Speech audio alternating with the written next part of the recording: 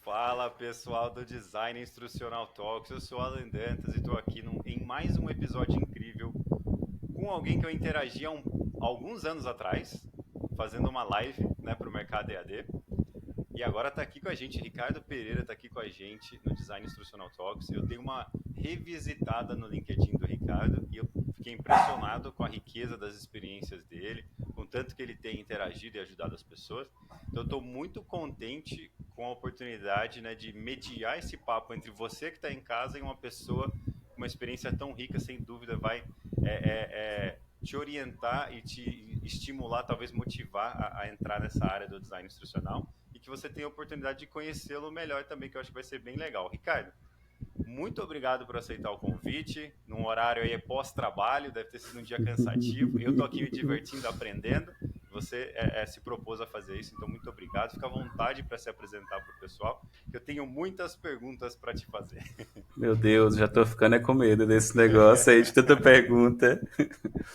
Bom, Alan, deixa eu me apresentar então para você Vai me lá. conhecer, não só você, mas todo mundo, né, o pessoal. A gente já trocou algumas figurinhas no passado, já Sim, trabalhamos juntos aí numa palestra do Mercado EAD, mas para você me conhecer um pouquinho mais e as pessoas também que estão nos ouvindo, eu sou o Ricardo Pereira. Meu nome mesmo é Paulo Ricardo, mas se propagou, ficou muito mais bonito, muito mais fácil Ricardo Pereira. Não olha sou só. ator, embora pareça, ou brincadeira. Não sou ator, mas carrego o nome do ator também comigo. Sou do Ceará, sou natural daqui do Ceará, sou de Fortaleza. Hoje moro em região metropolitana de Fortaleza, moro em Horizonte, que é uma cidade próxima ali de uns 40 quilômetros de Fortaleza. Já moro sozinho desde 2018 e estou nesse mundo aí de design instrucional desde 2019, eu acho, é isso. Desde 2019, oficialmente, mas eu brinco que eu já trabalhava com isso há muito tempo atrás, só não sabia que isso se chamava design instrucional, né? É bem Eu acho comum que isso. esse é o problema de, ou talvez esse seja o conhecimento de muita gente. Faz o negócio de uma forma, às vezes, sem metodologia, sem um design, né, um modelo desenhado em sua cabeça, mas desenvolve a atividade e alguns dos projetos que o design institucional vai atuar. Então, eu já fazia isso em outros momentos, mas foi quando, em 2019, eu decidi, eu quero entender mais sobre isso, e aí eu descobri que existia essa profissão, que eu já trabalhava com isso, que eu fazia um pouco disso, e aí foi quando eu entendi metodologia, eu fui conhecer algumas ferramentas, algumas tecnologias que poderiam me apoiar, e colocar isso em prática no meu trabalho, né? Tenho 35 anos, vou fazer 36 agora no dia 8 de outubro. Provavelmente pode ser que quem esteja nos ouvindo seja por essa data, então parabéns para mim, né? Assim mesmo. Opa, parabéns É, adiantado, né? adiantado. Vou fazer 36 anos, moro só, como eu comentei. Eu sou cinéfilo de carteirinha, fã de filmes e séries. Eu vou ao cinema, acho que praticamente todos os meses, pelo menos uma vez tenho que ir para dar assistência. Foi meu momento mais frustrante na pandemia de não poder ir ao cinema. Mas aí surgiram todos os streams, né? Então aí eu fiquei fã de filmes e séries assim a todo momento, né? Atualmente, por exemplo, para você ter uma ideia, estou assistindo What We Do in the Shadows, né? Que é o que fazemos nas sombras, muito legal. É bem o estilo, deixa eu ver aqui, The Office, então, só que de vampiros. Então é um tema bem diferente Ah, que que quem tiver legal. interesse depois de conhecer para assistir também. Mas falando de profissional, que eu acho que as pessoas estão aqui para entender também da minha trajetória enquanto DI, né? Eu não comecei como design instrucional, não é essa área, não, eu não sou, não era inicialmente da área de educação, não trabalhava com isso exclusivamente inicialmente. Pra você ter uma ideia, a minha formação, minha primeira formação, eu sou turismólogo de carteirinha, não Olha tem só. nada a ver com esse nosso mundo aqui de DI. Eu sou turismólogo, mas nunca trabalhei com turismo, para não ser bem específico, eu trabalhei 2 finais de semana no Beach Park e eu descobri que não era o que eu queria para minha vida. E aí eu já trabalhava na época com telefonia, com call center. Eu fui do universo de call center acho que uns 15 anos, mais ou menos. E aí eu disse, vou continuar aqui mesmo, construir carreira na área administrativa. Fui gestor, fui supervisor, depois fui coordenador. E aí fui convidado a trabalhar junto em parceria com a área de RH, como um supervisor interino dando suporte na área de treinamento. Então eu trabalhava com a equipe de back-office, eu tinha um time de mais ou menos 20 pessoas, 25 pessoas, e esse time, eles trabalhavam dando suporte à operação, às demandas que surgiam. E aí eles identificavam tudo que era problema operacional, no sentido de processo, de precisar reciclagem, de mudanças, e eu produzia treinamento para levar para as áreas para que as pessoas pudessem entender o processo correto, né? E fazer isso num modo muito operandes mesmo, assim, é treinamento técnico para o trabalho. Ó, printava a tela, faz isso daqui, você tem que falar isso, não pode deixar de falar isso daqui, preencher essa informação. E a gente Procedimentos sabe que mesmo. adultos não aprendem dessa forma, né? Era muito fácil quando eu pegava um colaborador que, por exemplo, tinha acabado de começar na empresa e estava errando. Ele está aprendendo, ele está no processo de curva de aprendizagem. Mas se eu pegasse um colaborador que já tem 2, 3 anos, que já tem uma expertise e sabe como é que tem que fazer, então para ele era muito mais complexo eu fazer essa mudança. E eu não entendia que existiam metodologias de aprendizagem que poderiam me apoiar nesse processo, né?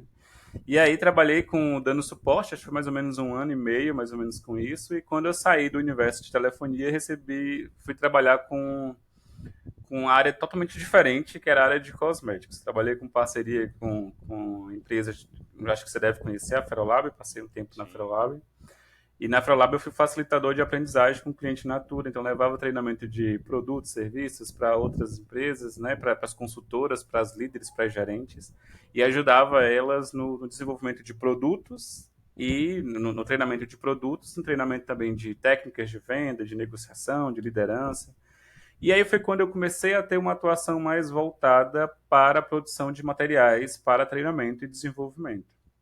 Eu atuava não só como facilitador, mas também produzindo PPTs, montando os slides, entendendo de demanda. Eu montava o treinamento completo, né, o espaço lá, o momento de aprendizagem, e foi quando eu fiz o meu primeiro treinamento de produtos. Na época foi com esse cliente, né, com essa atuação, e foi quando eu comecei a despertar o interesse para entender mais, porque eu gostava dos bastidores. Gosto muito de sala de aula. Eu sou professor hoje, eu amo ser professor, amo ensinar. Eu gosto, é uma coisa que eu faço com muito amor e com muito carinho, porque eu penso muito na ideia de que tudo que eu não pude entender quando eu tinha os meus professores, eu tento oferecer para os meus alunos. E eu acho que eu tento dar esse carinho para eles nessa devolutiva. Mas eu também gosto muito dos bastidores. Eu amo montar telas, deixar os slides bonitos, tem a logística, aquele layout agradável, com telas que fazem sentido. E aí eu comecei a entender e estudar sobre isso e fui estudar sobre design instrucional. Pra você ter uma ideia, a minha primeira formação como DI eu fiz com o Mercado EAD. Acho que as meninas, algumas pessoas vão conhecer, saber, me conhecer de lá. Aprendi muito com a Carol e com a Gabi, que são as meninas que encabeçam, né, o Mercado EAD. Elas ensinam, ajudam, dão muita orientação, e pega na mão. E aí eu disse assim, cara, eu gosto disso aqui. Foi onde eu me apaixonei Que legal. por design instrucional, a entender do processo. Aí conheci o modelo ADIE, conheci alguns modelos de design instrucional e me apaixonei pela educação à distância. Toda a resistência e bloqueio que eu tinha nesse momento, na época, se quebrou, porque elas me mostraram um EAD que é muito diferente daquilo que a gente está acostumado, de ver só telas interativas, onde você entra lá, não tem tutor, não tem acompanhamento. Primeiro a gente aprende sobre tutoria humanizada, que é um conceito novo que ninguém fala, que é aquela tutoria que acompanha de perto, que pega na mão, que pergunta por que você não fez ainda, como é que pode te ajudar, tira dúvidas, interage com você e não espera só o aluno ir lá e fazer, né, as atividades. E aí elas faziam disso o processo muito bacana. E eu fiquei encantado. Eu disse assim, caramba, eu quero ser isso aqui. E aí surgiu a oportunidade na empresa que eu trabalhava na época na Ferolab de atuar como design de experiência de aprendizagem, que era o nome que a gente chamava lá, que era o DA. E esse design de experiência de aprendizagem para desenhar soluções educacionais à distância com um outro cliente. E aí eu comecei a trabalhar com isso, a conhecer de metodologias de design instrucional, a produção de recursos.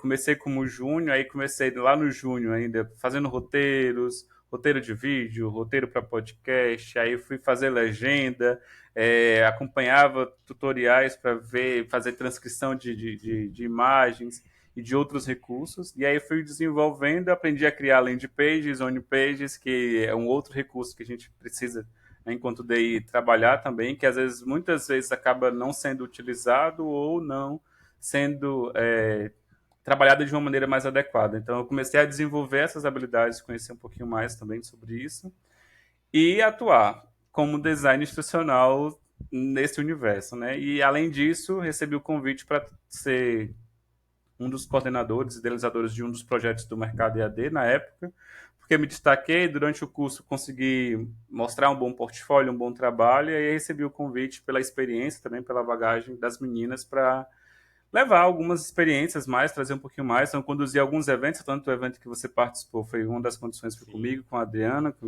os nossos parceiros aí, o André. Além disso, tivemos outros projetos, produção de conteúdo, escrever conteúdo, né, como conteudista, que é outra área de design instrucional, que não necessariamente fica só na mão do DI, tem o conteudista específico que trabalha com a produção do conteúdo, mas que o DI que se preza entende da necessidade de escrever um conteúdo adequado que vai funcionar para a educação à distância e que muitas vezes pode atuar também nesse formato. Então, atuei como conteudista por um tempo. Hoje, né, depois de todos esses anos, eu já passei por 4 empresas de design como design instrucional. Saí da Ferolab, fui passar por umas outras empresas, passei pela Wally, passei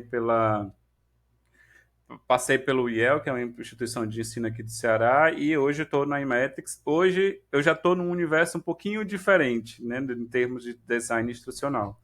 Eu ainda continuo atuando com produção de conteúdo, ainda continuo atuando com produção de cursos, mas eu acredito que parece que quando você vai crescendo na carreira, vai evoluindo na carreira, o teu horizonte vai ampliando também de conhecimento e de informação e de trabalho. Hoje eu atuo com a área de treinamento e desenvolvimento e com a área de comunicação interna. Então, tudo passa junto pelas minhas mãos em termos de produção de conteúdo, em termos de do que vai ser comunicado, do que vai ser transferido, o que vai ser levado de conhecimento. Atuo com plataforma de aprendizagem, né, com LMS ou LXP, que é a ferramenta que a gente utiliza hoje. Então, acho que é um pouquinho desses universos. E há mais ou menos um ano, recebi o convite das meninas do Mercado EAD também, para atuar como professor da pós-graduação. Foi logo na época que eu finalizei o meu mestrado.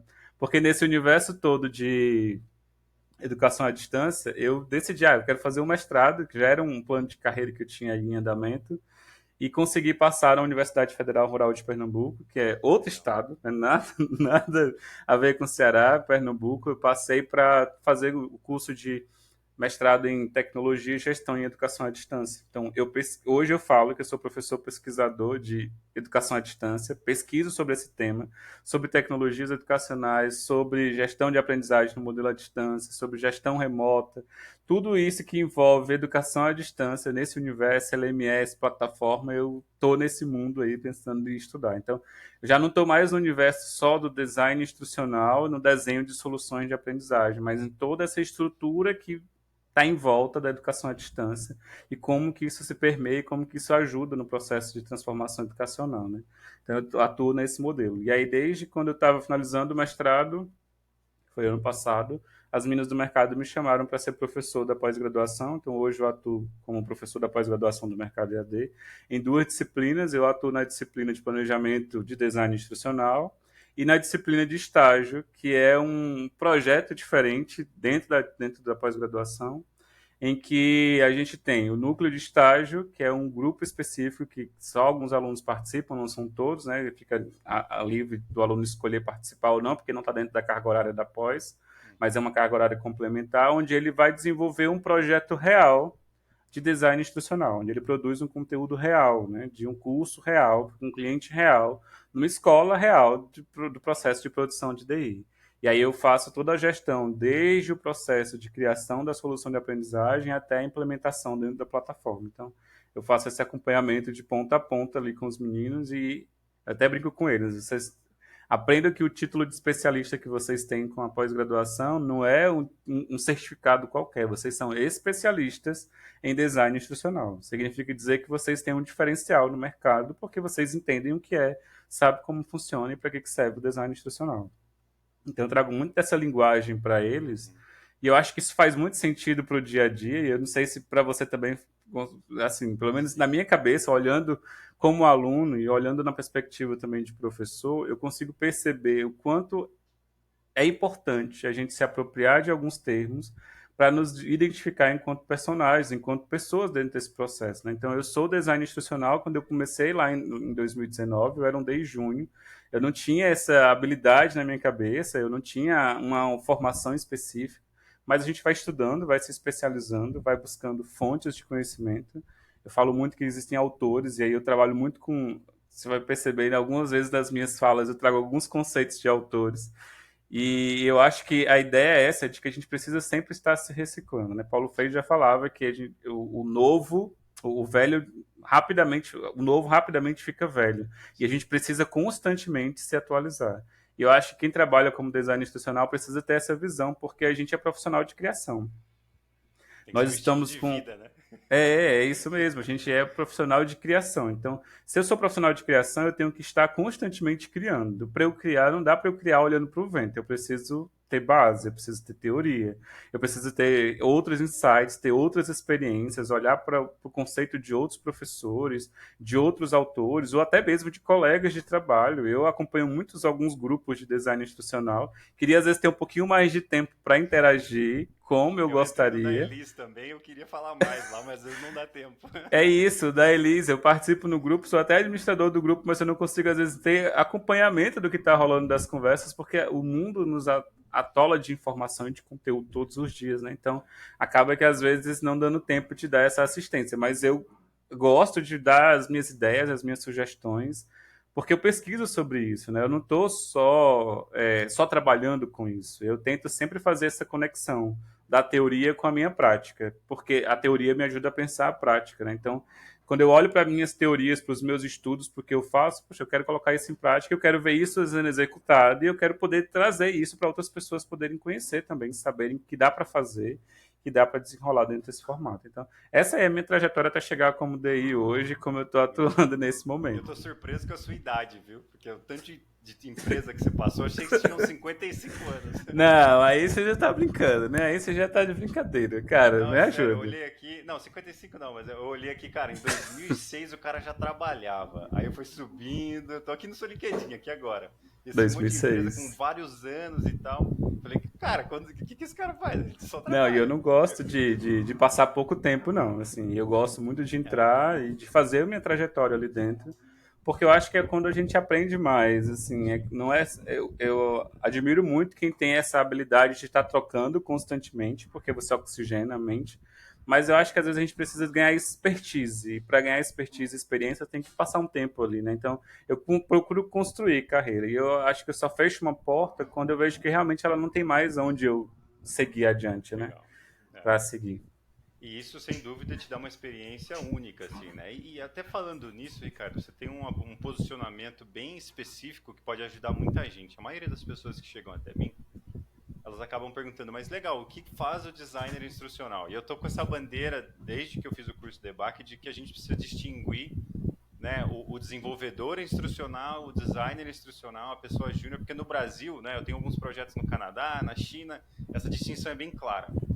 E no Brasil é tudo misturado e aí a tendência é que o salário fique menor do que deveria, né? Porque já está acumulando a função e aí as empresas têm esse hábito de tentar economizar no máximo e tal. Sim, Daí você vê umas descrições de trabalho assim incríveis, que é para alguém sênior e um salário abaixo do que deveria ser o de júnior. A gente tem esse problema que a gente ainda está brigando. Então as pessoas vêm me perguntar às vezes no WhatsApp mesmo, numa boa.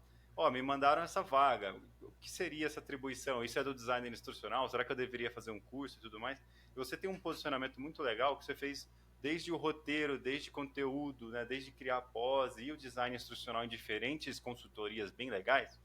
Eu queria que você contasse para o pessoal assim, qual que é a diferença, né, que você notou em diferentes empresas, diferenças de atribuição, de processo, né, de aprovação, de reprovação, né, ou até de hierarquia, né, porque em alguns projetos onde eu atuo, designer instrucional tem a voz final. Em outros projetos, não. Em outros projetos tem um gestor de produto, um gestor de projeto, até um sim. coordenador de educação, né, educacional. Então, conta mais para o pessoal como é que é essa distinção.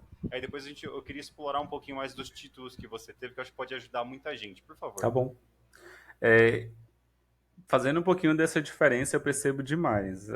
Você falou uma coisa que eu acho que é muito real, e eu converso muito com os meus colegas que são DIs, que são mais próximos a mim, que tem uma constância ali de conversa, e a gente fala muito sobre isso, que as empresas parecem que se confundem com a nossa função. E que está tudo bem, porque eles ainda não conhecem a gente direito, e infelizmente eles precisam se aproximar de nós para poder entender o que está acontecendo, quem somos nós. E eu acho que nada melhor do que deixar claro para deixar claro, do que a gente mesmo para começar a expor como é que é o nosso trabalho. Né? Eu, por exemplo, vou ser bem sincero com você, eu não sou o DI que vai trabalhar com ferramentas de autoria, eu nem sei para onde você tem uma ideia de noção. Eu trabalhei em alguns momentos com algumas ferramentas de autoria em específicas, mas muito pequeno. Eu tenho que você dizer assim, eu faço um projeto em um Articulate, eu vou apanhar sozinho aqui para poder desenvolver porque eu fui para outra vertente. Eu acho que o que precisa, né? A Kensky fala, a Vani Kensky que fala sobre as habilidades, as competências do design institucional. Eu acho que a primeira coisa que a gente precisa fazer é olhar para a gente, o que eu tenho dessas competências e quais dessas competências para mim são importantes que eu preciso saber agora para colocar em prática, como por exemplo comunicação, a gestão, a administração, a psicologia, né, as áreas da psicologia para entender a psicologia da aprendizagem, entender um pouco de pedagogia, das metodologias de aprendizagem. E aí eu preciso olhar para mim e ver o que é que eu preciso conhecer agora, nesse momento, para colocar em prática. Porque quando eu, pelas empresas que eu passei, tinha experiências que eu precisava trabalhar só como DI de roteiro, produção de roteiro. Meu projeto era esse, você produz aqui um roteiro de vídeo, como até hoje eu ainda tenho, eu ainda atuo hoje com projetos que o cliente só me liga assim, não, eu só quero que você faça um roteiro. Não participo de briefing, não participo de reunião, às vezes o que eu já recebo só um documento pronto, você vai produzir aqui, esse é o conteúdo escrito, que é o que a gente chama de conteúdo bruto, e aí você vai produzir um roteiro. Um roteiro de um vídeo animado, um roteiro de uma entrevista, um roteiro, enfim, o tipo de roteiro de vídeo que o cliente pediu. E você vai desenvolver. Fechou ali o projeto, eu finalizei meu roteiro, eu entrego. Na entrega, eu vou para a próxima fila de esteira de produção. E isso eu acho que vai depender muito de empresa para empresa e de projetos para projetos. Né? Empresas que eu trabalhei diretamente com a empresa, em que a produção era exclusiva para aquela empresa, eu já passava por uma etapa mais longa, não só da produção de um roteiro, mas de desenhar uma solução de aprendizagem, de entender o que é o processo, o que a área está demandando, fazer o levantamento de necessidades, perguntas específicas com a área para saber o que precisa, qual é o objetivo de aprendizagem, o objetivo de negócio daquela empresa, o que ela espera que os alunos saibam fazer depois, né, os colaboradores saibam fazer depois que terminar a capacitação, até a produção das peças, dos roteiros, dos vídeos, dos e-books, dos materiais de aprendizagem e a implementação do curso. Mas eu já participei, por exemplo, de consultorias que é só a produção de roteiro. Você vai produzir roteiro, seu trabalho como DI é produção de roteiro. Fazia vários roteiros de vários clientes, um dia começava com um cliente, no outro dia terminava com outro e já era assim. Muito bom, muito bom. E você falou de ferramentas autorais, é outro tema que o pessoal tem muita dificuldade, né? Falar Articulate, a gente fala do PowerPoint, tem o da Adobe também, né? O Captivate. Você Sim. pode explicar para o pessoal brevemente assim, qual a função dessas ferramentas nos projetos em que você já participou, né? Eu sei que você não atuou diretamente, mas deve ter interagido de alguma forma. Sim, sim. A gente conhece algumas, né? Geniali, entre o Articulate, o Rising, entre outras que vão surgindo aí. Para todo mundo entender, né? Ferramentas de autoria, como o nome já diz, é para você ter a autoria de produzir um material, produzir um curso, e você pode utilizar para produzir telas interativas, que são os cursos que a gente chama de WBT, ou aqueles cursos que você clica, as telas vão passando, avançando, e você consegue desenvolver ali. E ele, a vantagem da autoria que permite para o DI, né, para o DI que atua como DI com ferramentas de autoria, de ele mesmo já criar os materiais e criar as telas prontas.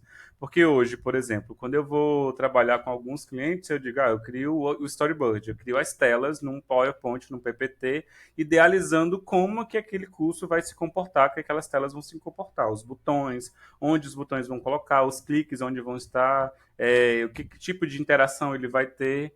E dentro dessas interações, eu só desenvolvo dentro de um PPT. E o design gráfico vai produzir as telas dentro de um HTML, né, que é a ferramenta de HTML, para desenvolver a página como uma página de internet. Mas se você é um DI que domina ferramentas de autoria, você mesmo já tem essa liberdade de trabalhar dentro da plataforma e você já criar, deixar um protótipo, né?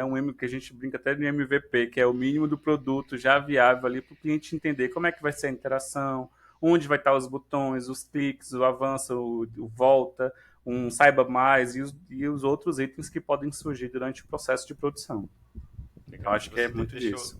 deixou uma distinção bem legal que eu gosto bastante, que é o designer instrucional mais estratégico, que tem toda a informação de necessidades do cliente, resultados de aprendizagem, tudo bonitinho, que vai fazer esse storyboard, como você falou, para a pessoa desenvolvedora, que seria o cenário ideal, né? Sim, Efetivamente construir aquilo. Esse seria o cenário ideal. Eu acho que grande parte do problema hoje é que as empresas estão tentando fazer com que pessoas façam os dois. E aí a parte estratégica, né, a parte de tomar decisão, de dizer não para a gestão, de mudar coisas no processo, acaba ficando para o lado porque a pessoa está tão ocupada com a operação, com a criação efetiva ali, que essa sensação de gestão, sensação de estar ali estrategicamente atuando, começa a acabar. Então, quando eu faço mentoria com um designer instrucional sênior, por exemplo, na grande maioria é por conta dessa mistura de funções. Então, a pessoa está ali fazendo articulate, fazendo gestão de LMS, e a empresa muitas vezes está esperando que ela comece a tomar decisões no método de ensino, nas tecnologias que vão ser usadas, na forma com que os produtos educacionais vão ser despachados, e a pessoa não se sente capaz de fazer isso porque ela não está tendo tempo para ter essas discussões de alto nível. Né? Então, sim. olha que complexidade, né? Então, tipo, eu estou resolvendo tudo, mas o que eu deveria efetivamente estar fazendo eu não consigo porque eu não me sinto capaz, eu não me sinto nem suficiente, às vezes. Já ouvi isso, né? De sentar com um gestor, com um diretor de empresa e falar para a gente repensar a esteira de produto educacional. Então, você trouxe uma distinção que é muito legal, que eu acho que é muito importante, né? Dessa protótipo e desenvolvimento, né? Isso. E eu acho que até um ponto interessante também dentro desse circuito todo, Alain, que às vezes o colaborador ele não tem nem tido a oportunidade de se desenvolver.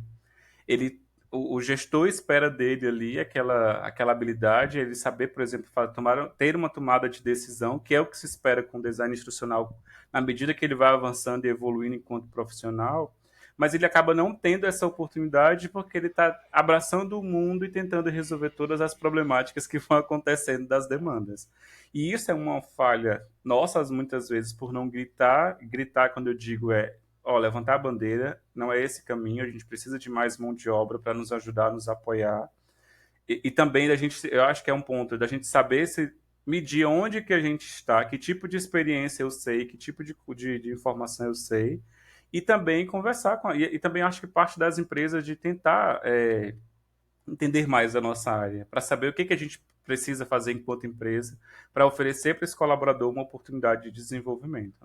Né? Empresas que trabalham que têm uma visão de cultura de aprendizagem muito forte, eu acho que elas conseguem trabalhar isso muito claro na cabeça, de que, Sim. poxa, eu preciso dar espaço para as pessoas se desenvolverem e aprenderem, mas nem toda empresa tem essa cultura desenvolvida ainda. Então, eu acho que é um processo que demanda um pouco de tempo e que eu acho que tem que ser uma força-tarefa nossa enquanto DIs de levar essa palavra para diante, né? Eu tenho uma outra pergunta sobre títulos, mas você trouxe uma coisa que seria uma das próximas perguntas. Como você acha que a gente pode fazer isso individualmente? Porque a gente está num momento, como nação, como profissão, né, um momento bem distante pós-pandemia, né? Eu noto que as pessoas estão mais em suas casas, e não no sentido de tudo bem que a gente poderia conversar online e tudo mais, mas o pessoal está mais contido, mais fazendo o seu. Eu estou vendo poucas pessoas ousando, assim, por vários motivos que a gente já conhece alguns, mas como individualmente, assim, a gente consegue levantar essa bandeira, na sua opinião, da gente aumentar o nosso valor de mercado, que eu acho que é um valor espetacular, né? Eu estou conseguindo ver alguns designers institucionais ter essa visibilidade não só na carreira, mas também na carteira, né, que eu gosto de falar. Então, isso é muito importante, mas ao mesmo tempo eu vejo pessoas brilhantes, sensacionais, que ou não conseguem emprego ou quando conseguem são empregos assim que estão pagando muito pouco para funções de 3 ou 4 pessoas. Né? Como que a Uhum. gente consegue individualmente, Ricardo, na sua opinião, elevar esse conhecimento, essa consciência das empresas, do mercado, para a importância de um profissional tão multidisciplinar e tão desconhecido, né? Eu Eu vou falar de mim, né? Como foi que eu cheguei nesse mundo aqui? Porque até um dia desses, em 2019, eu era júnior. Hoje eu atuo como sênior, às vezes até como consultor ou especialista, dependendo do nível de trabalho que eu vou pegar. Mas uma maneira que eu encontrei de conhecer é ser o melhor naquilo que eu estou fazendo. Eu comecei assim. Eu preciso criar um roteiro. O que, que eu preciso fazer para ter o melhor roteiro? Para ser o melhor roteirista daquele vídeo, daquele conteúdo. E aí eu sempre procurava entender, né? Por exemplo, como o Júnior ele geralmente trabalha por uma demanda. A sua demanda é produz um roteiro, faz uma peça aqui, uma peça específica de um curso e pronto, ok. Mas eu procurava entender o todo. Onde que o meu trabalho se encaixa dentro do todo. Porque aí dentro, eu olhando para o todo, eu consigo perceber como que foi pensado aquele todo.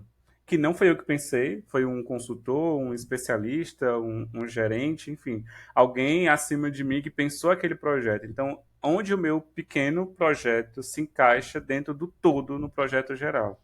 Porque aí, olhando para o todo, eu consigo perceber como que tá. E aí eu acho que foi isso que gerou um despertar dos meus gestores, das pessoas que trabalhavam comigo. Poxa, esse cara tem um olhar diferente. Ele olha diferente para as coisas que ele precisa fazer. E eu acho que esse foi o meu pulo do gato. Eu brinco que essa foi a minha estratégia de desenvolvimento. Porque eu sempre tive esse olhar muito curioso para as coisas. Então, eu acho que foi assim que eu fui levantando algumas bandeiras. Um outro ponto também que eu falo muito, que as pessoas precisam ter, é de se posicionar diante das redes. Cara, eu aproveitei a pandemia e me joguei, assim, de cabeça para as pessoas me conhecerem. Hoje, o meu LinkedIn, eu vejo, é, às vezes eu recebo por dia, sem brincadeira nenhuma, nas notificações, 90 visitas no meu perfil. 90, 95, 105 visitas, vai depender muito assim do momento em que eu tô. E olha que atualmente eu nem estou tão ativo como eu já estive em outro momento. Eu tinha uma recorrência de postagem nas redes sociais muito grande. As demandas, o dia a dia de trabalho acabou que parando um pouco e não, eu quero dar um tempo também disso e não estou mais tão ativo como antes, mas eu tinha de publicar constantemente, de marcar pessoas, de ver outros profissionais e levantar algumas bandeiras. E eu trazia muito contrapontos, porque eu estudo bastante, eu leio muito sobre isso, sobre metodologia de aprendizagem, sobre o design institucional em si, como que eu posso melhorar o processo de ensino e de aprendizagem dos alunos. Então, uma das maneiras que, acho que foi até o Muruligan que falou uma vez, ele diz o seguinte, que uma das formas de você fixar o aprendizado é compartilhando com os outros.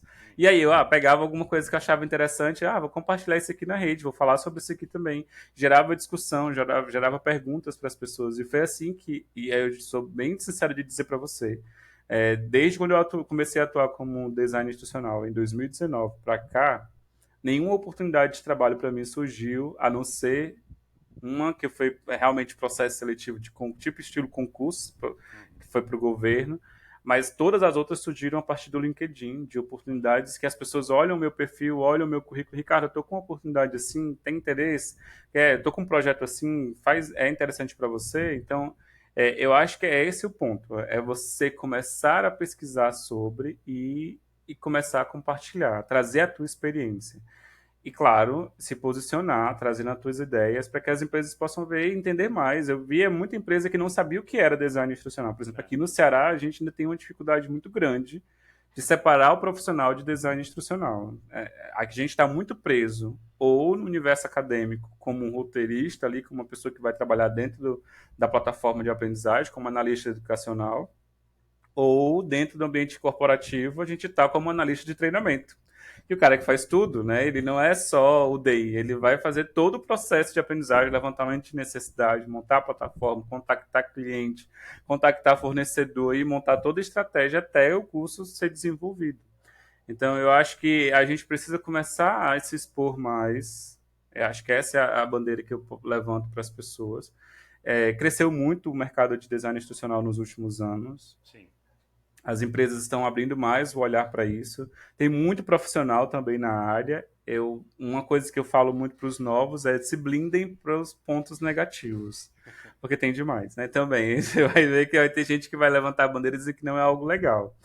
E eu sou bem sincero para você, não é fácil. Ser designer institucional hoje em dia para mim não é uma tarefa fácil. Você não não consegue os melhores salários, os melhores clientes da noite para o dia. Você tem que ter experiência. E aí eu acho que a minha experiência vem a partir da minha entrega. Poxa, eu vou entregar o melhor. Não é porque eu estou entregando só um roteiro de vídeo que eu vou entregar um roteiro meia boca. Eu vou entregar o melhor que o Ricardo pode oferecer. Porque Um isso é que vai legado, me né? garantir, é o meu legado, e é isso que vai me garantir que outros clientes, ou não só outros clientes, mas que aquele mesmo cliente volte. Sim. Porque muitas vezes é disso, né? Assim, às vezes acontece de, não é porque eu estou entregando pouca coisa, vou entregar só um serviço qualquer, não, só quero entregar, ganhar meu dinheiro e ir embora. Não, não é assim que funciona. E aí eu acho que é muito dessa devolutiva, né, que a gente tem.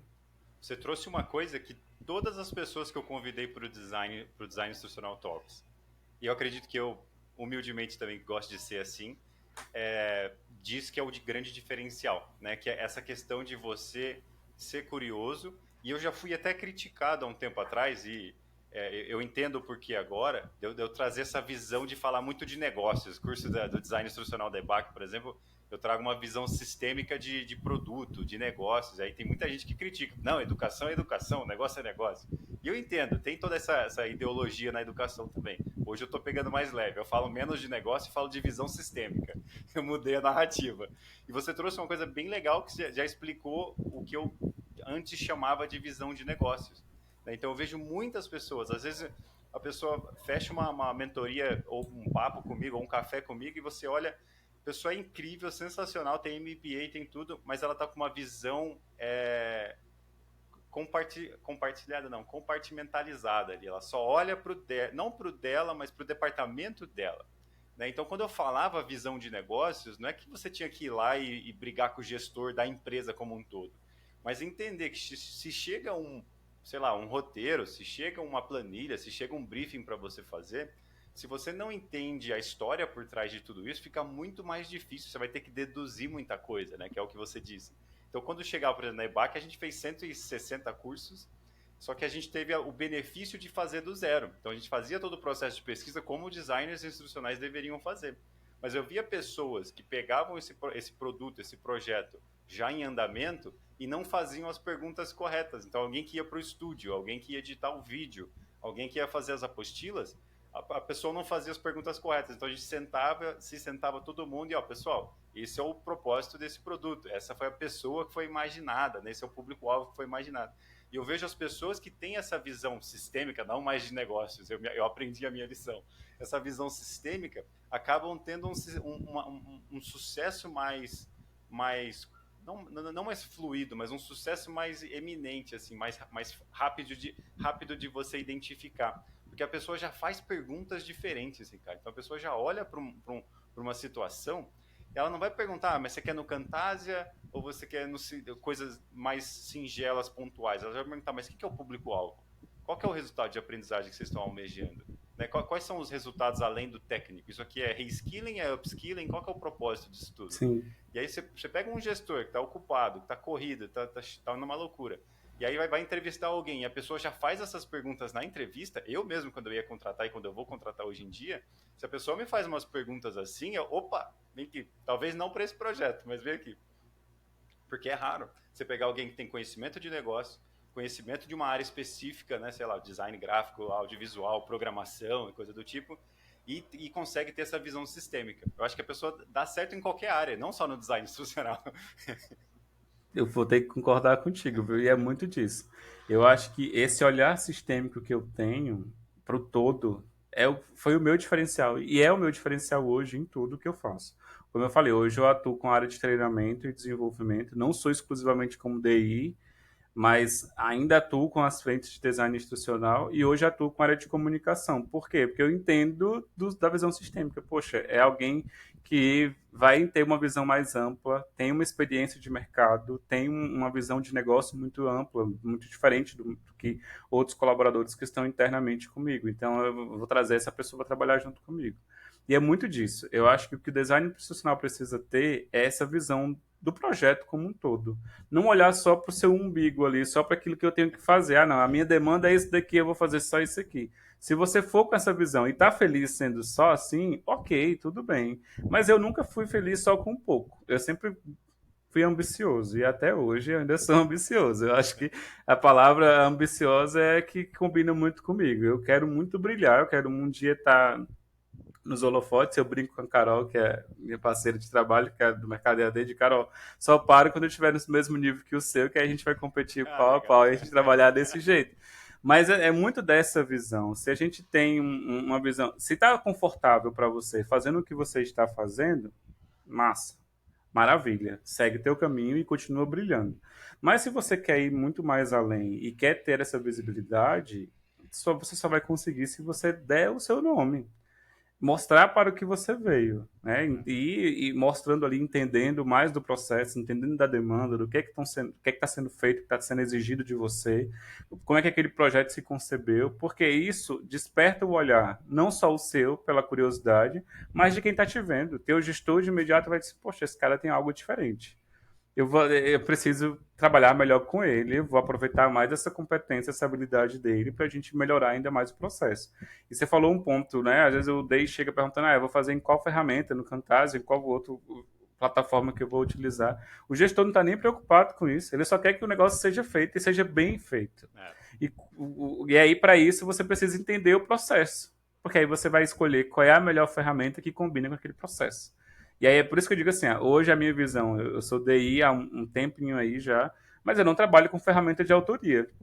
E se alguém perguntar assim, Ricardo, como é que você faz se você tiver que montar o curso completo? Eu sei fazer. E entrego um trabalho espetacular com as poucas ferramentas que eu sei e entrego um trabalho bacana. E se me disser assim, Ricardo, você vai montar o curso como um todo. Eu posso demorar um pouquinho mais, porque eu não domino ferramenta de autoria, mas eu vou montar o curso completo e vai sair incrível. E eu posso dizer para você que vai sair porque eu sei a entrega que eu vou fazer para esse cliente. E eu quero que ele volte. Eu falo muito para os meus alunos isso. Se você quer trabalhar como freelancer, tudo que você vai pegar, você tem que dar o seu melhor, para que as pessoas queiram você de novo e contratar você novamente. E aí você ganha outros projetos e vai seguindo assim, e vai ganhando outras, e vai ganhando visibilidade, vai ganhando espaço. Um cliente te indica para outro cliente e você vai ganhando espaço cada vez maior. Eu acho que é muito disso, né? E hoje, assim, eu Tomara. posso falar até para falar para você que, em termos de salário, eu trabalho muito para poder ganhar um salário muito melhor do que quando eu comecei lá em 2019, que eu ganhava R$ 2.500 como DI. Olha como eu comecei há um tempo atrás. Então, hoje, um faturamento mensal médio ali de 7, 8 não é tão fácil de conseguir se você está começando agora, ou alguns DIs que já até têm mais experiência não conseguem, mas que precisam muito de ter esse olhar diferenciado, né? É uma coisa muito legal que você disse, que é uma rede não só de indicações de clientes, mas é uma rede de indicações de alguém que entrou numa reunião. Eu tenho histórias impressionantes também de clientes que assim chegaram meses depois. Eu fiz uma reunião de apresentação para um potencial cliente e aí sei lá o VP de contabilidade, o VP de finanças estava junto. Aí esse VP foi falar com uma outra empresa e falou: cara, a gente falou com um cara, ele tinha um jeito diferente, ele vou indicar vocês. E aí uma segunda empresa veio, a primeira nem fechou, a segunda veio por conta dessa indicação. Então, às vezes, até na hora de entrar numa reunião, mesmo que você ache que não vai dar em nada, eu entro em reunião direto, coisa do LinkedIn que o pessoal pede para conversar e tal. Muitas vezes eles querem vender coisa, mas dão a entender que estão querendo serviço e tal.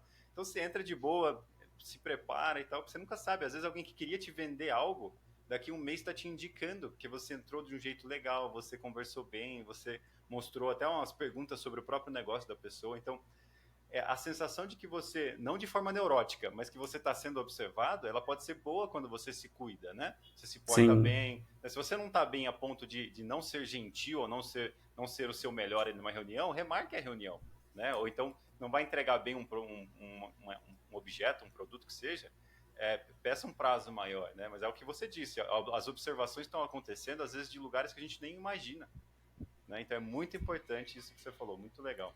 e você falou assim, não é essa questão bitolada, eu tô sendo observado a todo É, momento, não. Mas eu acho que é de você. Eu acho que tem que partir de você. Não é nem pelo outro, não é nem porque alguém vai te olhar, mas eu acho que sim. porque Ricardo, não me conformo em entregar nada meia boca. Senão eu não sou eu. Eu acho que ali é onde está a minha identidade, é onde eu entrego quem é o Ricardo de verdade. Eu acho que eu só consegui chegar onde eu estou hoje por conta dessa identidade de que eu fui construindo. Olha, essa é a minha característica de entregar um negócio legal, um trabalho bacana, ao ponto de ter esse reconhecimento, de ter um retorno do cliente voltar, de pedir novamente para fazer e ter esses projetos. Hoje eu já tenho clientes que voltam comigo sempre, Ricardo, estou com um projeto assim, você consegue tocar? Data tal, você consegue fazer? E aí, às vezes, hoje eu brigo para ter agenda. Né? Até falei com você, eu não tenho tempo para falar muito nesses projetos, eu consigo esse horário, dá certo para você? E a gente tenta se adequar nesse processo, porque não é uma tarefa fácil, assim, não é tão tranquilo, né? É Não, muito não é. disso. Não, muito bem. E hoje, eu vejo aqui no seu LinkedIn, Ricardo, eu vou falar de títulos depois. Eu vejo aqui no LinkedIn que você tem algumas atribuições que estão atuais, né? Só para o pessoal entender, né? Você já está nesse nível já pleno, consultor, especialista e tudo mais. Hoje, como é a sua rotina e onde estão suas atuações principais? Você falou de clientes, né? Você recebe clientes através de uma consultoria, clientes através da sua própria empresa. Conta para o Uhum. pessoal como é que é, até para o pessoal envisionar possíveis futuros aí. Tá, eu tenho duas funções. Eu tenho o Ricardo CLT e tenho o Ricardo MEI, né? Falando um pouquinho de CLT. Eu não era CLT, eu fui CLT até 2021. Aí parei 2021 inteiro, 2022 todo eu fui só PJ, né, só empresa, e hoje voltei a ser CLT. Ah, Ricardo, por que você voltou a ser CLT? Ah, N fatores que me levaram a esse universo. Eu recebi um convite com uma proposta salarial que para mim fazia toda a diferença do mundo, então eu não poderia dizer assim, eu não quero mais ser só CNPJ e vou trabalhar como CLT. E é um lugar que me acolhe muito bem, que me faz muito bem, que me torna um profissional incrível como eu estou sendo hoje. Mas eu também não deixei de ter, e foi um dos pontos que eu até levantei com a bandeira na época da seleção, com a minha gestora na época. Eu tenho uma empresa, eu trabalho como MEI por fora, eu tenho vários projetos por fora. Vai haver um empecilho, um problema? Eu consigo conciliar as duas coisas, mas eu quero saber se tem espaço para que o Ricardo consiga ser as duas coisas. Se tiver, ok. Disseram que tem, tá dando certo até hoje. Já faz quase um ano aí nesse processo todo. E aí, hoje, falando um pouquinho do CLT. Hoje, como CLT, eu trabalho com uma empresa que eu sou profissional da área de treinamento e comunicação interna. Cuido um pouquinho das duas frentes, né, olhando para os dois lados. Trabalho com liderança, no que é no processo de treinamento e desenvolvimento. E toda a comunicação interna passa por mim, no que se trata de comunicação da empresa. Né? Então, pela linguagem, por uma adequação institucional, olhando para o conteúdo, vendo como é que se comunica, pensando na experiência do colaborador, como é que ele está olhando para aqueles conteúdos e pensando em estratégias para melhorar esse processo de comunicação. Que, olhando bem, faz tudo que o design institucional também tende a desenvolver. Agora, quando eu vou para o Ricardo CNPJ, né, para o Ricardo MEI, eu tenho alguns clientes específicos com quem eu trabalho. Eu trabalho com o Mercado EAD como um parceiro, porque eu sou professor da pós-graduação, tanto do programa de estágio quanto da disciplina de planejamento em design institucional. Além do Mercado EAD, eu tenho uma parceria com o governo federal em termos de produção de recursos. Que legal. E aí trabalho com produção de conteúdo para eles, como design institucional, recebo acompanho todo o projeto, né, de implementação de cursos nessa área do governo. E aí como é que eu atuo, né? O conteudista produz o conteúdo e eu tenho que acompanhar desde o processo de produção desse conteúdo, a adequação dessa linguagem institucional, analisar todo o processo, pensar nas estruturas de aprendizagem, né? Como que vai funcionar a matriz institucional, quais são os objetivos de aprendizagem, desenhar a proposta até a implementação desse curso dentro da plataforma. Então, eu passo por todo esse processo como DI na área de projetos. E também sou professor freelancer, que eu brinco, né? Assim, eu tenho alguns parceiros que dizem assim, Ricardo, eu estou com um curso para desenvolver sobre metodologias ativas, tecnologias de aprendizagem. E aí eu vou lá para ensinar, para falar sobre esses assuntos, para trabalhar sobre esses temas. E outros projetos que surgem, né? Eu brinco com o André e com a Adriana, que são minha rede de apoio principal. Eu acho que o André já teve com vocês aqui, já apareceu. Sim. A Adriana e algumas pessoas talvez devem conhecer pelo LinkedIn. A gente tem uma rede, nós três ali, que nós alimentamos com nossos próprios processos de aprendizagem. E aí eu brinco muito com eles que dizem assim, a gente tem que produzir as nossas coisas. Aí eu produzo infográfico, alguns e-books, alguns materiais que eu vou compartilhando, às vezes gratuito, às vezes cobro alguma coisa, mas muito mais para ajudar no desenvolvimento de outras pessoas que estão chegando. Então, esse é o Ricardo CNPJ e como que eu Legal. atuo, né? Então eu tenho essas duas frentes ali. Então de manhã, durante o dia, eu sou CLT e durante a noite, tarde e noite, eu sou CNPJ. É muito disso. E esse é um movimento que eu estou vendo nas empresas, principalmente onde eu faço consultoria, que as pessoas estão mais compreensivas, né? Há poucos anos atrás, se você tivesse a mínima aparência de consultor ou PJ ou dono de empresa no LinkedIn ou nas redes sociais, as empresas corriam, elas ficavam assustadas, né? Então, o próprio movimento freelancer, o próprio movimento das empresas de buscarem pessoas que têm essa visão sistêmica, faz com que as empresas abram mão um pouquinho desse controle total do tempo da pessoa, né? Então, eu já vi gestores, autogestores de empresas, de banco até, que trabalham com design institucional, falando para mim, ó, eu prefiro pegar alguém que faz consultoria por fora, mas que me traz um valor agregado incrível como CLT e consegue ali manter o dia a dia ali sob controle como CLT e depois eu sei que à noite vai gravar conteúdo, vai fazer reunião, vai responder o pessoal da consultoria dele, própria dele, do que alguém que sempre só foi CLT, vai me dar o tempo todo dela ali, mas eu tenho que ficar monitorando, eu tenho que ficar ensinando quais perguntas ela deve fazer. Né? Então, é uma troca que os gestores estão começando a fazer. Eu acho que o futuro do trabalho vai acabar sendo uma mescla disso, né? Porque a gente está Sim. vendo um movimento PJ muito, muito forte, né, Ricardo? Então, eu acho que é uma mescla disso aí. Eu acho que para um ponto interessante sobre isso, e que as empresas estão abrindo muito mais o olhar, eu parto do princípio de que uma pessoa que monta, que tem a sua empresa, seu CNPJ, ela parece que tem um senso de responsabilidade muito grande. Em termos de, eu preciso entregar o meu PJ, eu preciso continuar ganhando, tendo aqui o meu ganha-pão, como a gente brinca, né, o a mais. E o meu CLT eu preciso fazer entrega, porque a qualquer momento eu posso ser desligado. E eu acho que é esse senso de responsabilidade que a pessoa que trabalha com os dois tem. E pelo menos é o que me norteia, né? O Ricardo é assim. Eu sou CNPJ, e sou também CLT. No meu CLT eu faço a entrega da melhor forma possível, porque como eu falei, eu posso ser desligado a qualquer momento e eu gosto da regalia de ter coisas que eu quero fazer na minha vida.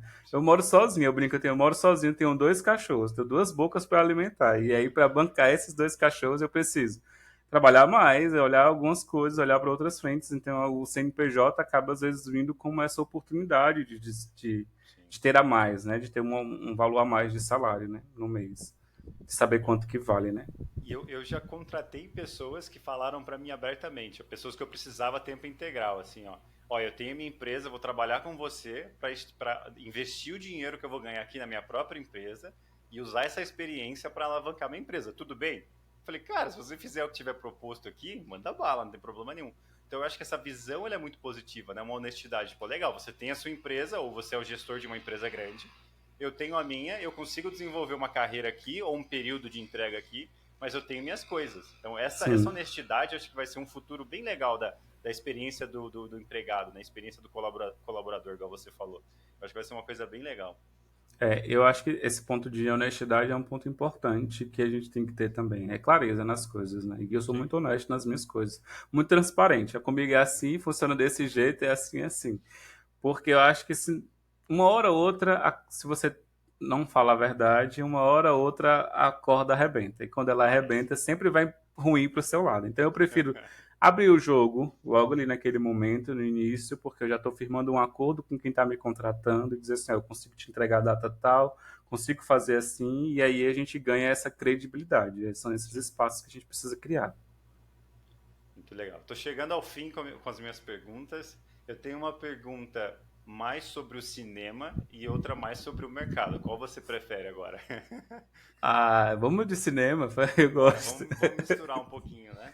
Eu vejo, assim, quando eu olho para o histórico do Design Instrucional Talks e quando eu olho para as pessoas com quem eu interajo no dia a dia, as pessoas mais criativas, as pessoas mais tranquilas, tem uma coisa que está virando moda agora no Instagram, no TikTok, é o tal do no enemies, sem inimigos.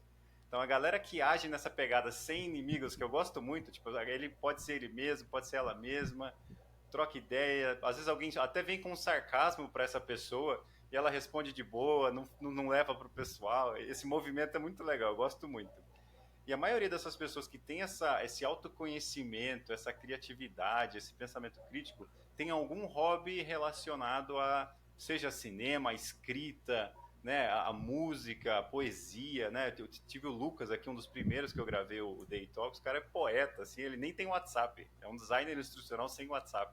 Meu E é um Deus, como é que poeta ele nato, ele consegue? Eu vou escreve perguntar a ele como é que ele só no consegue. e-mail, só no e-mail. E-mail e ligação. E aí eu queria te perguntar assim, tô vendo a estante ali atrás, você já me falou que é cinéfilo, né? Para não falar errado, né? Sim, Cinéfilo ou cinéfolo? cinéfilo. Cinéfilo. Então, como isso te ajuda no seu dia a dia? Como isso te inspira e como isso alimenta essa criatividade, esse pensamento crítico para a área de criação e também para a área de lida com outros humanos? Assim, conta para o pessoal. Então, eu trabalhei com gente por muito tempo, né, na vida. São 16 anos de experiência com telefonia e eu trabalhava como gestor. Então, muita gente eu conheci. Mas eu brinco muito que eu só vim me conhecer de verdade quando eu me entrei no universo muito meu, desse mundo aqui que a gente vive de design instrucional. Porque a gente é muito a gente pela gente, sabe? É que eu acho que as pessoas que vão ouvir a gente vão entender sobre o que eu estou falando. O design instrucional é muito a gente pela gente mesmo. A gente cria as coisas sozinho, faz as coisas no escuro ali, às vezes trabalha com os projetos freelance. Principalmente quem é freelancer, parece que tem você ali por você mesmo. Mas a habilidade de trabalhar com pessoas, de ter convivido com pessoas por muito tempo, essa experiência de viver sozinho nesse nosso universo aqui de design institucional, e toda essa bagagem de livros, de leituras que eu faço e dos filmes que eu assisto me ajudam muito nesse processo de criação.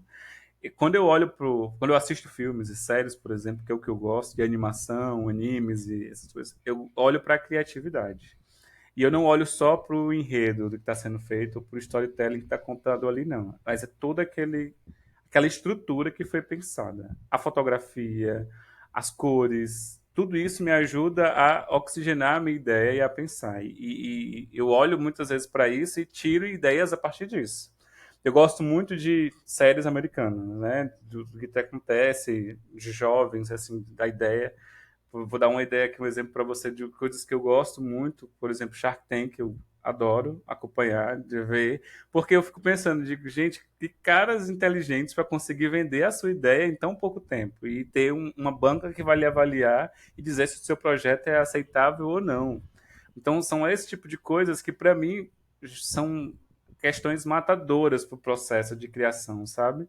E eu olho muito para isso. Então, eu tenho um olhar muito forte para o design das coisas, em como que as coisas são construídas, são pensadas, são desenvolvidas, o layout do aplicativo, o layout das telas, como que ela se comporta, a interação. Então, tudo isso eu levo muito em conta para o meu processo de criação. Então, isso me ajuda muito. Eu acho que é muito disso.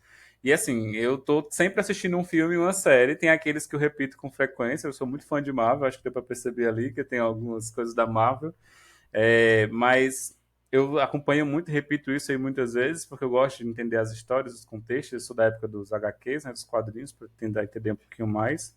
Mas eu também assisto de tudo um pouco, né? Para eu me atualizar, ver o que está vindo de novidade, o que está vindo de pensamento, de ideias e sugestões. Então, eu estou sempre aberto para isso. Legal. Acho muito legal. E a primeira coisa que eu indico para jovens, principalmente quando eu vou em escola pública, assim, é se encontrar nesse hobby, né? Seja no videogame, seja assistindo alguma coisa, seja lendo. Porque eu, por exemplo, eu consegui criar minhas personas, né? Porque eu sempre fui muito introvertido, criado no interior, interior de São Paulo. Então, séries, jogos e filmes me ajudavam a mapear possíveis personalidades que eu poderia encontrar no mundo real. Então, eu meio que me preparava, né? Tipo, ó, eu acho que eu vou encontrar um lobo de Wall Street ali, deixa eu me preparar. É, Então, eu já meio que me preparava e isso me ajudava com a minha ansiedade social, né? Então, eu vejo que pessoas que têm essa tendência mais criativa também têm mais dessa ansiedade social ou esse pensamento antecipado, né?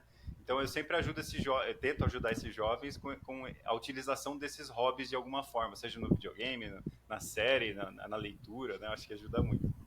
eu também digo muito isso. E eu falo isso sempre para as pessoas. Eu digo, gente, vocês precisam estar atualizados. E a única forma de se atualizar é se você está pegando informação pelo TikTok, cara, vai lá e brilha, sabe? Vai aprender o que tem ali de tutoriais, de passo a É. passo de como fazer, dicas de como fazer. Aproveita o melhor da rede, o melhor do espaço. Então, eu digo muito disso. A fonte de conhecimento tem demais. Só esteja com o olhar aberto para aprender, porque isso vai te ajudar em tudo que você vai fazer, em tudo. No seu, né, como você se comporta, em como você age com as pessoas, em como você interage, a maneira com que você traz as suas ideias, as suas sugestões. Eu acho que tudo isso contribui muito para te ajudar nesse processo. E eu acho que o mais importante de tudo, você acaba descobrindo aquilo que você gosta e não gosta, que é crucial na era que a gente vive, né? Tem tanta informação, tem tanta possibilidade. Se você falar que amanhã, a partir de amanhã, você vai entrar numa meta de arrumar uma bolsa e morar na China, em 6 meses você consegue. Então, ao mesmo tempo que você consegue quase tudo, né, salvas aí as exceções, você também fica meio perdido. Eu vejo jovens aí incríveis perdidos porque não sabem para que lado atirar, né? Não, mas eu vou dedicar 2 anos nisso, mas eu também quero isso. E agora? O que eu faço? Então, eu acho que esse autoconhecimento através desses hobbies também é muito interessante. E eu sei que você é uma pessoa muito ocupada, então eu vou fazer a minha última pergunta agora. Tá bom, pode fazer. Como prometido, em 1 hora, hein, direitinho. Hoje a gente está vendo, né, quando a gente fala de pessoas do design institucional até reclamando dos salários e tudo mais, um movimento que eu vejo muito interessante é que as empresas estão renomeando a função de designer institucional para algumas coisas dentro do desenvolvimento humano ali, né? Desenvolvimento seja do RH, universidades corporativas, treinamento do consumidor e tudo mais. Eu vejo algumas vagas com salários bem interessantes até. Eles às vezes me mandam para indicar aluno e tudo mais, só que não tem nada de design instrucional. Às vezes tem no requisito tem assim, ó, conhecimentos de design instrucional ou de psicologia de aprendizagem ou de andragogia. Mas quando você vai ver a vaga, é uma vaga feita para um designer instrucional daquele ideal mesmo, aquela descrição ideal, aquela coisa estratégica, né? E as universidades corporativas estão crescendo cada vez mais por conta do movimento econômico de tentar manter o pessoal leal ali dentro das empresas, de gerar um pertencimento ali para que a pessoa aprenda até aquela tecnologia através do modelo de negócios daquela empresa e fique meio apegada ali, né? E aí eu vejo vários títulos e eu queria que você comentasse, né, como as pessoas poderiam analisar uma vaga, né, que talvez não esteja claramente desenhada para um designer instrucional, mas que se essa pessoa do design instrucional ajustasse o seu currículo ali, né, por competência e talvez trocasse um pouquinho da narrativa, conseguiria. Você consegue pensar em alguns exemplos? Que você trouxe a sua própria atuação agora, né, Sim. atual. Você consegue trazer alguns exemplos e comentar para o pessoal como talvez se preparar para essas vagas que não necessariamente são do design instrucional, mas tem todas as competências ali dentro? Eu acho que o primeiro passo é você entender quais são as competências do design instrucional, que a gente Legal. trabalha ali, tem um pouquinho de pedagogia, um pouquinho da psicologia, da administração, da tecnologia da informação. Então, entendeu esses fundamentos que baseiam o nosso profissional, você se olha para ver em que momento você está. O que eu sei fazer? Eu sei me comunicar muito bem, eu sei escrever muito bem, eu sei cuidar de ferramentas de tecnologia, de ferramentas de autoria, enfim, dessas ferramentas que eu sei trabalhar. Eu vou me mapeei, me desenhei ali primeiro, não estou olhando para o Ricardo design institucional, estou olhando para o Ricardo competências, habilidades que eu sei. Agora eu vou olhar para as vagas do mercado. O que essas vagas estão pedindo? Se eu tenho vagas ali, por exemplo, vagas na área de treinamento ou desenvolvimento organizacional, por exemplo, estão muito próximos do que o design institucional vai desenvolver. Não queira ficar preso apenas na função de design instrucional. Eu acho que essa é a dica que eu dou para todo mundo e eu falo isso muito para os meus alunos. Não olhe apenas para a vaga que tem o nome design instrucional, porque nem sempre ela vai ter esse nome. Nem sempre a empresa nem sabe, às vezes, que existe esse nome. É. Então, olhe para as competências que você tem e para as competências que são necessárias na função, para ver se você bate casa com aquelas competências. Não tenha medo de se arriscar, eu digo muito isso também, porque às vezes você não tem todas as competências, mas você tem competências, digamos que da vaga você tem 80%, 70%, 60% das competências, as outras 40% você pode desenvolver. E aí, o que eu falo sempre disso, olha para as competências e olha para você. Você tem alguma dessas competências? Se você tem, você vê as outras competências que são necessárias. Você acha que você consegue aprender, consegue se desenvolver, estudar, buscar fontes, conhecimento, outras pessoas que são da área, que atuam com isso, vai. Eu olho muito, eu falo muito disso, que eu fiz o curso de design instrucional, assim que eu terminei o curso de design instrucional, eu comecei a pesquisar, poxa, o que é que eu preciso saber como design instrucional para trabalhar? E aí eu fui entender um pouquinho mais sobre o UX, para saber um pouquinho mais de experiência do usuário, experiência do aluno, né, experiência do colaborador. Eu fui entender um pouquinho mais sobre escrita, eu fui falar sobre redação, como é que eu vou escrever uma redação completa, correta, sem os erros de português. Então eu fui para essas fontes. Eu preciso entender um pouquinho de tecnologia. Quais são as ferramentas que o DI vai utilizar? Ele tem que saber Captivate, tem que saber Spring. Então eu não tenho essas competências. Eu vou desenvolver ou eu vou buscar fontes que vão me ajudar a fazer esse trabalho. E aí eu fui pesquisar outras ferramentas. Uso o Google Sites de forma maravilhosa para criar páginas de internet, páginas de portfólio. Uso forms para fazer perguntas, para montar questionários, não só questionários, fazer cursos completos com o Google Formulário ou outras ferramentas. Então é saber quais são as ferramentas que se adequam ali, que dão para ser adaptadas para fazer um processo que você quer criar. E aí eu acho que quando você olha para isso, tua mente abre um pouquinho mais para as vagas de design, não só para as vagas de design instrucional. E eu falo muito com os meus colegas aqui, principalmente com o Adriano e com o André, que a gente precisa saber o que a gente sabe fazer. Eu sei fazer isso daqui. Poxa, agora ou eu vou monetizar o meu conhecimento com as informações que eu sei, ou eu vou saber onde que essas informações que eu sei fazer se encaixam. Por exemplo, hoje eu vejo designs instrucionais que atuam com marketing, com marketing digital, com produção de conteúdo, às vezes com cursos de prateleira que vão ajudar ajudar pessoas que estão querendo vender seus cursos, montar seus cursos para colocar numa plataforma de vendas como Hotmart, por exemplo. Então, eu acho que você tem que começar a ver o campo que se abre diante de você como design instrucional, porque competências a gente tem várias. Eu brinco muito que o DI é um cara, é como se fosse o administrador. O cara que faz a administração, ele sai com a competência para atuar em diversas frentes: financeiro, RH, recrutamento e seleção, na questão administrativa, suporte, departamento pessoal, várias. Então, o design institucional é do mesmo olhar. Fez a sua formação, veja o que, que você sabe fazer, o que, que é mais fácil para você fazer, para aprender, e vai agora tentar outras oportunidades. Por exemplo, hoje eu atuo como analista de treinamento e área de comunicação interna. Se eu fosse olhar para o meu currículo apenas como design instrucional, eu não estaria trabalhando nessa vaga, eu não trabalharia nessa empresa. E teria perdido uma oportunidade de salário muito boa, de uma empresa que paga bem e que é uma empresa boa para se trabalhar. Mas eu fui olhar assim, não, eu tenho essas habilidades, eu sei trabalhar com comunicação, já trabalhei com ferramentas de produção de conteúdo, de intranet, de internet. Então, poxa, por que eu não vou me arriscar? Tem algumas coisas que eu não vou saber. Por exemplo, eu não sou design gráfico. E aí eu tenho uma parceira que é design gráfico, tudo eu recorro para ela. Sabe? Cria isso aqui, me ajuda com essa tela aqui. A gente criou a parceria e estamos trabalhando juntos. Então é muito desse olhar que a gente precisa ter para que a gente consiga encontrar essas oportunidades. E não ficar preso, não quero só apenas uma vaga de DI.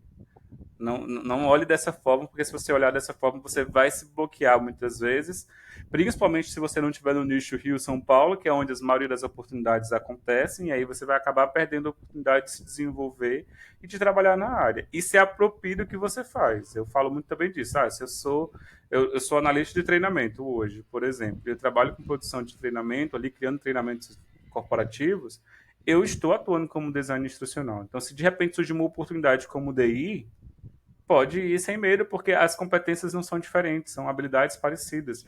Uma ou outra coisa que você vai ter que aprender e desenvolver. Então, acho que a minha dica seria essa, Alan. Sensacional, Ricardo. Bom, era isso. Eu acho que você deu uma aula para o pessoal aqui, vai ser sensacional. Eu só tenho a agradecer por você ter aceitado o convite aí, depois do horário de trabalho, foi sensacional. O pessoal que indicou ainda lá no LinkedIn, né? O pessoal comentou, foi aclamado, Ricardo. E foi uma ótima decisão de trazer aqui, vai ajudar muita gente, sem dúvida. Ricardo, fica à vontade para dar seus comentários finais, se despedir do pessoal, oferecer. Eu vou deixar seu LinkedIn embaixo de todos os vídeos nas plataformas de podcast e no YouTube, mas fica à vontade, quiser dar um recado final, se despedir do pessoal. Eu fico por aqui, pessoal, muito obrigado. Valeu, Ricardo, e continuamos juntos. Alan, eu só tenho a agradecer pelo convite. Tava esperando, viu? Ver se ele ia acontecer. Então, quando veio, que a Adriana e o André comentaram que você tinha chamado o André, eu disse assim, eu quero só ver se ele vai me chamar também, para eu poder vir. Mas fico muito grato de trazer. Eu falo muito, eu gosto muito de falar sobre o meu trabalho, sobre o que eu faço. Não porque eu cheguei onde eu cheguei, porque eu sou o cara, não. Mas porque eu acho que a trajetória que eu criei até aqui pode ajudar outras pessoas a chegarem também. E eu quero muito que todo mundo brilhe, porque se eu puder brilhar com todo mundo, tá ótimo, assim. Se eu Melhor não ainda. puder brilhar junto com as pessoas, que essas pessoas brilhem. Eu impulsiono muito as outras pessoas. Eu quero que os meus alunos, as pessoas que estão nos ouvindo, que querem trabalhar na área, cresçam, consigam oportunidades, porque eu acho que tem mercado para todo mundo. A gente só precisa olhar direitinho para o mercado, saber o que o mercado está oferecendo, o que a gente pode pegar de melhores práticas e colocar o nosso trabalho em questão, né? Não fique preso apenas no, eu quero ser um design institucional. Se você tem a competência, estudou, busca fontes, busca caminhos ali para você colocar em prática. E eu sou grato mesmo por tudo, assim, pelo convite, por estar aqui, por poder contribuir, por quem está nos ouvindo. Estou à disposição, não fico só aqui, sabe? Ricardo, você não tem tempo para a gente conversar? Me chama no LinkedIn, manda o WhatsApp se tiver. Estou nos principais grupos de DI, pode procurar meu nome por lá que está lá. Tem alguns vídeos meus aí no YouTube. Ricardo, eu quero uma ajuda, quero uma dica, pode mandar mensagem. Às vezes eu não consigo responder de imediato, mas assim que eu vejo, eu já respondo, trago um retorno. Eu quero muito é que as pessoas consigam crescer, evoluir. Não tenho egoísmo com a minha carreira, então se eu puder ajudar outras pessoas e contribuir, eu sempre vou levar adiante a palavra do design institucional. Ó, show de bola, bora. Obrigado, Alan. Valeu, até Tchau, tchau, mais. pessoal.